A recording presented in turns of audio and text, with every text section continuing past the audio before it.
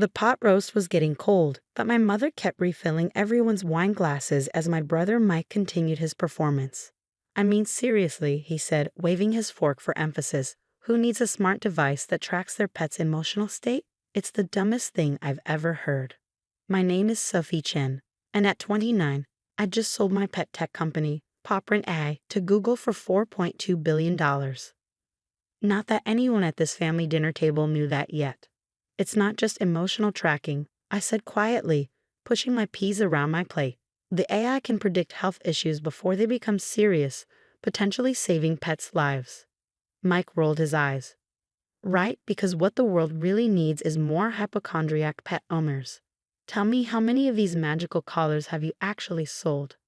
I took a sip of water, thinking about the confidentiality agreement sitting in my laptop bag. The acquisition wouldn't be announced until market open tomorrow, but the numbers were staggering: 12 million units sold in the past year alone, with a waiting list twice that long. Sales are going well, I said simply. Going well, Mike snorted. Is that why you're still driving that beat-up Honda and living in that tiny apartment? Face it, Sophie, you should have stayed in investment banking like me. At least then you'd have something to show for all those genius grades you got in college. My father cleared his throat uncomfortably. Mike, maybe we should. No, Dad, someone needs to give her a reality check. Mike interrupted. She quit a 6-figure job to play with circuit boards in her garage. It's embarrassing.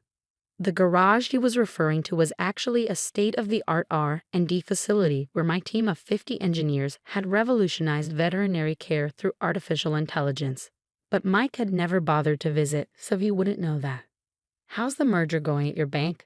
I asked, changing the subject. Mike had been bragging for months about a deal he was leading. His face darkened slightly. It's proceeding. There are some complications with the numbers, but we'll sort it out. What he didn't know was that I knew exactly why his merger was struggling. My company's AI technology had caught the attention of every major tech giant, and during the acquisition talks, I'd gotten an inside look at various industry dynamics. Mike's bank was trying to merge with a failing institution, hiding bad assets through creative accounting. It would all come crashing down soon. I'm sure you will, I said, taking another bite of now cold pot roast. 3 years ago, when I first left banking to start PawPrint, Mike had been the loudest critic. Banking is real business, he'd said. This pet project of yours is just a waste of your education. What he never understood was that my banking experience was exactly what had prepared me to build PawPrint. I saw how traditional industries undervalued innovation, how they missed opportunities right in front of them. While Mike was pushing papers and inflating numbers, I was creating something real. The idea for PawPrint had come from watching my cat, Luna, get sick. By the time I noticed something was wrong, the cancer had spread too far. If only I'd known earlier, if only there had been some way to detect the changes in her behavior and health before it was too late. That's when it hit me. Pets can't tell us when something's wrong, but their bodies and behaviors give off signals long before visible symptoms appear. If we could capture and analyze that data through AI, we could revolutionize pet healthcare. My mother's voice pulled me back to the present. Sophie, honey, maybe Mike has a point. You're not getting any younger, and that apartment of yours. I thought about the beachfront house I just bought in Malibu, the one I'd move into after tomorrow's announcement. The real estate agent had been shocked when I paid cash. But that's what you can do when you've been quietly building a billion-dollar company. I like my apartment, Mom, I said. It's close to work. Mike laughed. Work? You mean your little pet project? Come on, Sophie, it's time to grow up.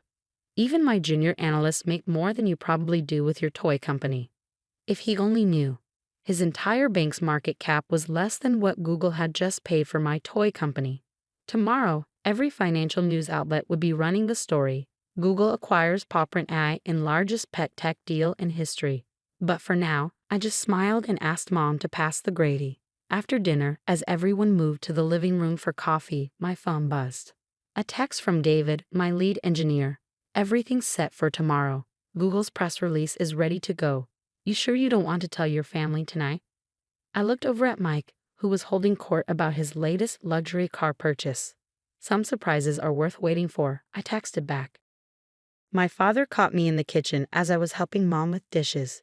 You okay, sweetheart? Mike was pretty harsh tonight.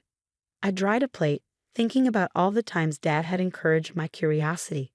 Bought me electronics kits when I was little, defended my decision to study both computer science and finance in college. "I'm fine, Dad," I said.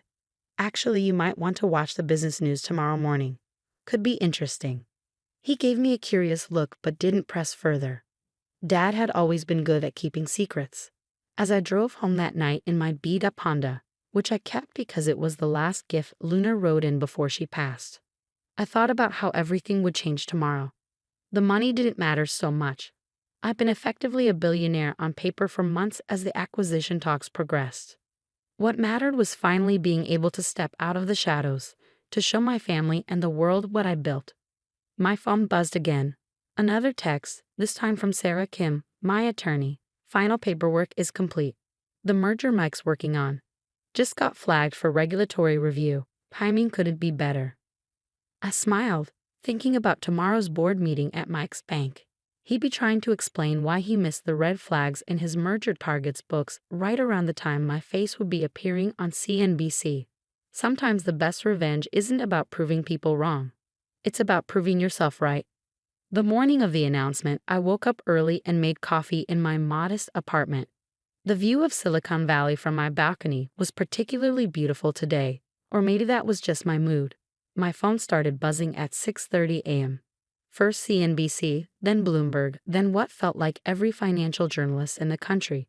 They all seen the press release. Google acquires PawPrint AI for $4.2 billion, marking largest pet tech acquisition in history. I declined the interviews for now. There would be time for that later. Instead, I turned on CNBC and waited. At 7:45 a.m., my face appeared on the screen alongside the acquisition headlines. Within minutes, my phone exploded with notifications. First was Mom, "Sophie? Is this real? Call me." Then Dad. I knew it. "So proud of you, sweetheart." Mike's name was notably absent from my notifications. I drove to PawPrint headquarters, where my team was gathering for the announcement. As I walked through the office, people were hugging, crying, celebrating. Many of them had taken equity instead of higher salaries when they joined. They were all millionaires now. "Ms. Chen," my assistant Rachel called out, "your brother's bank is trying to reach you. Apparently, they're interested in investment opportunities." I smiled. "Tell them to contact Google's corporate development team. We're a subsidiary now." The irony wasn't lost on me. 3 years ago, when I was trying to raise my first round of funding, I'd approached Mike's bank. He'd laughed me out of the building, telling me to come back when you have a real business plan. Now his bank was desperate for a piece of the action, but it was too late. The same day my acquisition was announced, news broke about the troubled merger Mike had been working on. The target company's books were worse than anyone had realized. His bank stock was in freefall. Around noon, my mother showed up at the office, tears in her eyes. "Why didn't you tell us?" she asked, hugging me tight. "All this time we thought." "You thought what, Mom?" "That I was failing. That Mike was right about me wasting my potential." She had the grace to look embarrassed. "We just worried about you, working all those hours, living so modestly when you could have had such a comfortable life in banking." I led her on a tour of the office, showing her the labs where we developed our AI technology, the walls covered in thank you letters from pet owners whose animals' lives had been saved by our early detection system. "I am comfortable, Mom," I said. "I've been comfortable for a while. I just didn't need to show it off." My phone buzzed. Mike was finally calling. I let it go to voicemail. Later that afternoon, I had my first official meeting with Google's executive team. They wanted to discuss expansion plans, integration strategies, and my role going forward. I'd be leading their new pet technology division with a significant budget and autonomy. As I left the Google campus, another voicemail from Mike. "Sophie, we need to talk. This merger situation. I could really use your help. Your exit is all anyone's talking about. Maybe you could put in a good word with some investors." I thought about all the family dinners where he belittled my work, all the times he dismissed my company as a cute hobby. Now he wanted my help. When I got home that evening, I found him waiting in my building's lobby. "How did you get in here?" I asked, though I knew the answer. He was still my emergency contact. Something had need to change. "Sophie, please," he said, following me to the elevator. "My career is on the line here. The merger's falling apart. Our stock is tanking, and you're suddenly the golden child of Silicon Valley. You have to help me." I turned to face him. "Have to? Like you had to mock my ridiculous gadget at dinner last night? Like you had to tell everyone I was wasting my life?" "I was wrong, okay," he snapped. "Is that what you want to hear? You're the brilliant one, the successful one. Now can we talk about how you're going to help your brother out of this mess?" We reached my floor, and I stepped out of the elevator. "No, Mike, we can't. Because this isn't about brilliance or success. It's about respect. You never respected me, my work, or my choices. You thought success only looked one way, your way. Now you're learning otherwise, and that's a lesson you need to experience fully." "What are you saying?" "I'm saying good luck with the merger, Mike. I hear Google's corporate development team gives excellent feedback on due diligence practices. You might want to look into that." I closed my apartment door on his protests, finally checking my other messages. The acquisition had made me the youngest self-made female billionaire in tech. Magazine covers were already being planned. Speaking requests were flooding in. But what made me happiest was an email from a pet owner in Ohio. "Your device caught my dog's heart condition 3 months before any symptoms showed. The vet says if we'd waited, it would have been too late. You saved his life. Thank you." I clicked over to my real estate agent's website, looking at the Malibu house I'd bought. The movers were coming next week. Maybe I'd invite the family over for dinner once I was settled. Show them what their failing daughter had really been up to all these years. But first, I had a company to run and lives to save. Success, I was learning, wasn't about proving others wrong. It was about staying true to your vision, even when nobody else could see it. 2 months after the Google acquisition, I sat in my new Malibu home, watching the sunset over the Pacific. The house was everything I dreamed of. Modern, spacious, with a dedicated room for Luna's old things and a wall of thank you letters from PawPrint users. My phone buzzed, another text from Mike. "The merger's officially dead. Board meeting tomorrow to discuss leadership changes. Please, Sophie, I need your help." I set the phone down without responding. Mike's bank had lost billions on the failed merger, and heads were rolling.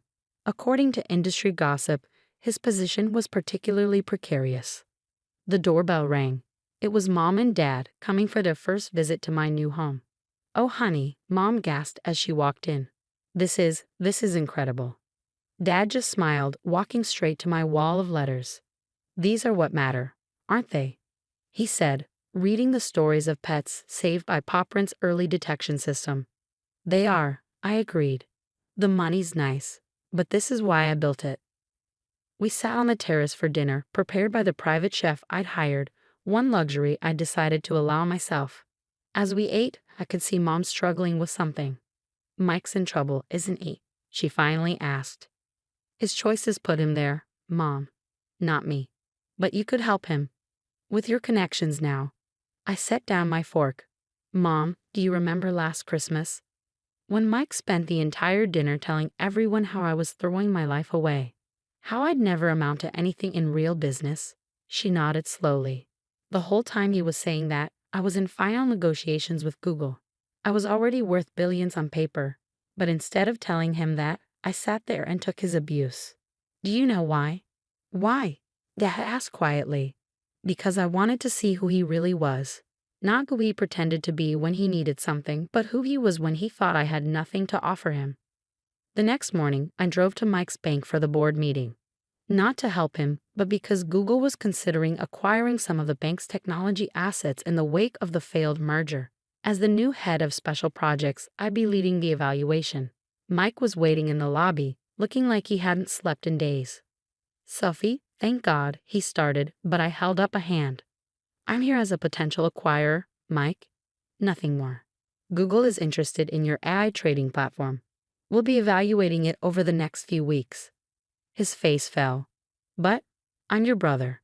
"Yes, you are. And for years, you used that relationship to tear me down, to make yourself feel bigger by making me feel smaller.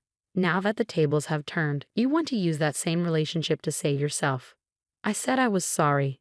"No, Mike, you said you were wrong. There's a difference. Sorry means understanding the harm you caused and wanting to make amends. Wrong just means the outcome didn't match your expectations." I walked past him to the elevator, remembering all the times he'd made me doubt myself, all the family dinners where he'd dismissed my dreams. The board meeting was brief. Mike's team presented their technology, trying desperately to impress Google's new pet tech division head.